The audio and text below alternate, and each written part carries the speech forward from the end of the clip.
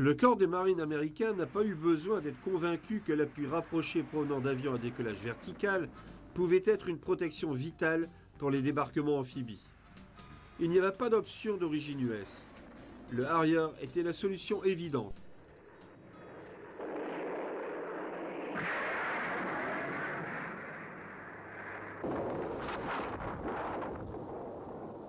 Désigné AV-8A chez les Marines, le Harrier fut pour la première fois équipé pour le combat aérien avec des missiles AIM-9E Sidewinder.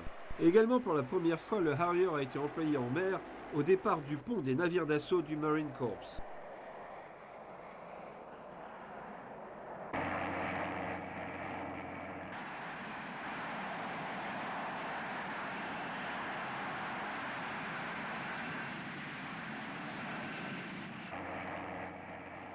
Aucun autre appareil à voilure fixe ne peut rivaliser avec le Harrier et ses capacités à se déployer dans la campagne, opérer au contact des troupes dans la zone de combat et instantanément répondre à toute évolution sur le champ de bataille. Les Marines ont développé les capacités extraordinaires du Harrier en combat tournoyant, utilisant au mieux le système de décollage vertical. Ils l'appelèrent poussée vectorielle en vol linéaire. Le AV-8A était semblable sur de nombreux points au Harrier GR1 de la RAF. 110 furent achetés auprès de Hawker Siddeley.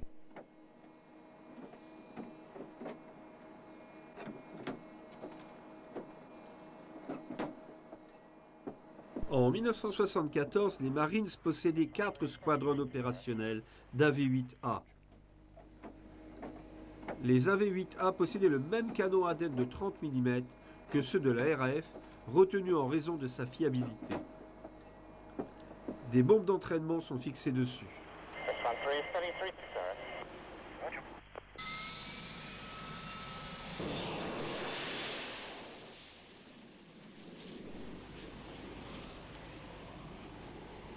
Les décollages conventionnels font partie des procédures opératoires normales pour les AV-8A du corps des Marines lorsqu'ils opèrent à partir de leur base terrestre. Pour la navigation et le largage des bombes, aussi bien les AV-8A que le Harrier Mark I sont équipés du système de navigation inertielle et du système d'attaque Ferranti FE 541, disposant d'un affichage de carte déroulante. Le collimateur tête haute donne les paramètres de vol et les données de ciblage.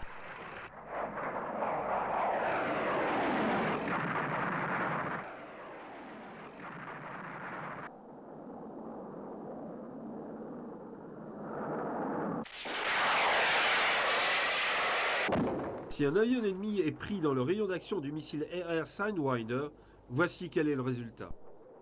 Les AV-8A furent achetés directement auprès de Hawker Siddeley, mais la seconde génération de Harrier, le Harrier II, fut développée entièrement par la firme américaine McDonnell Douglas. En 1975, le gouvernement anglais avait annulé tout le financement des développements futurs du Harrier.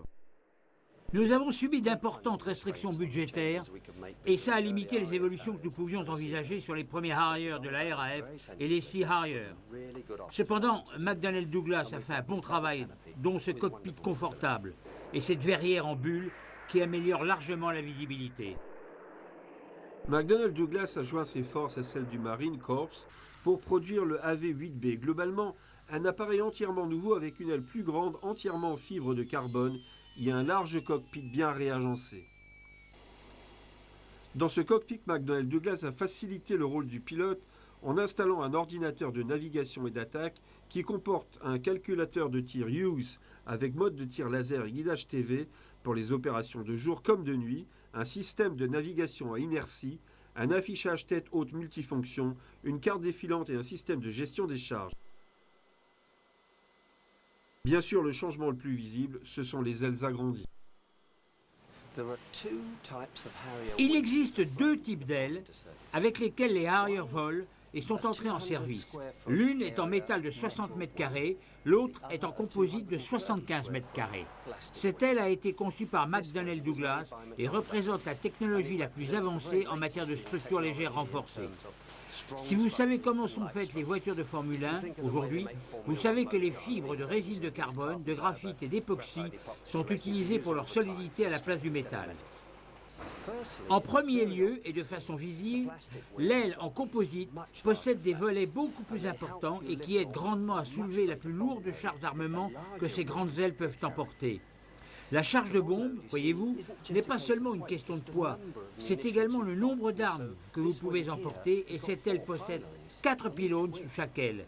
Donc, on a 8 points d'emport de voilure et 3 points sous le fuselage, alors que le Harrier 1 avait seulement 2 pylônes par aile. Donc, seulement 4 points d'emport pour ces Harriers-là. Ils nous ont aussi demandé de faire en sorte que ces avions puissent décoller depuis des pistes étroites. Les balancines sont à plus de 6 mètres du train principal, donc vous ne pouvez pas trop vous écarter de la route puisque vos roulettes vont se trouver dans la verte. Alors pour décharger l'esprit du pilote de la position de ces balancines, à l'extérieur ou à l'intérieur de la piste, nous avons déplacé vers l'intérieur la position des balancines, aussi simple que ça.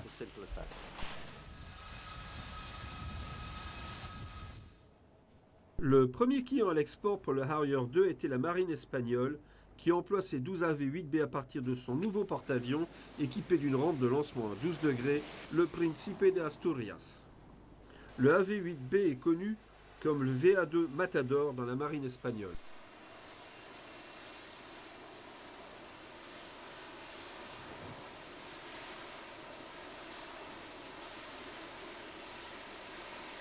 Le principe de l'atterrissage vertical sur le pont d'un porte-avions en mer a été établi dès 1966 lorsque le pilote d'essai Bill Bedford a mené les premiers essais ADAC V en mer avec un Kestrel de développement à partir du HMS Bulwark, un porte-hélicoptère de la Royal Navy.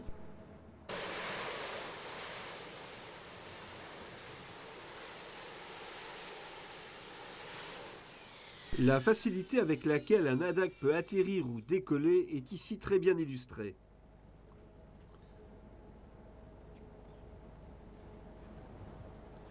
L'Amirauté a bien vu dans ces ADAC une menace contre la tradition de catapultage et d'appontage avec des catapultes à vapeur et des brins d'arrêt.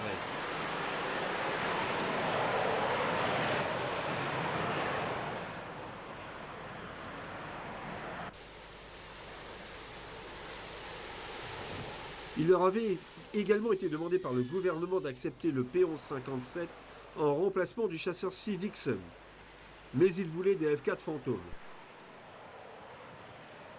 Ils n'ont donc pas été peinés de voir le projet 1154 disparaître au début des années 60 et avec lui l'hypothèse de VSTOL en mer. Ils virent avec beaucoup de méfiance arriver une éventuelle version navale du Harrier. Les essais à la mer du Harrier commencèrent par des décollages depuis le pont oblique du HMS Eagle en 70 par 2 Harrier Mark I, un de l'Air Force, l'autre de Hawker Siddeley et également à partir des plateformes hélico de navires auxiliaires. C'est alors qu'un marin amateur de ski, le Lieutenant Commander Doug Taylor, arriva avec une idée brillante. Doug Taylor est arrivé et nous a dit « Ce que nous voulons, c'est une rampe de ski, une rampe à l'avant. Si nous mettons une rampe ici, avec un angle de sortie suffisant, alors peu importe le tangage du navire, ce sera toujours suffisant. Vous pourrez décoller sans vous soucier de l'océan. N'est-ce pas ce que chaque pilote essaye de faire ? Et en fait, c'était vraiment une idée simple. On a fait les premiers essais avec une rampe construite expressément pour nous au Royal Aircraft Establishment de Bedford. Ça donnait non seulement de meilleures performances en termes de masse emportée, mais vous pouvez aussi opérer par très mauvais temps. Et c'est ce qui s'est passé pendant les Malouines. Et c'était donc plus sécurisant pour les pilotes. But it also provided more safety for the pilot.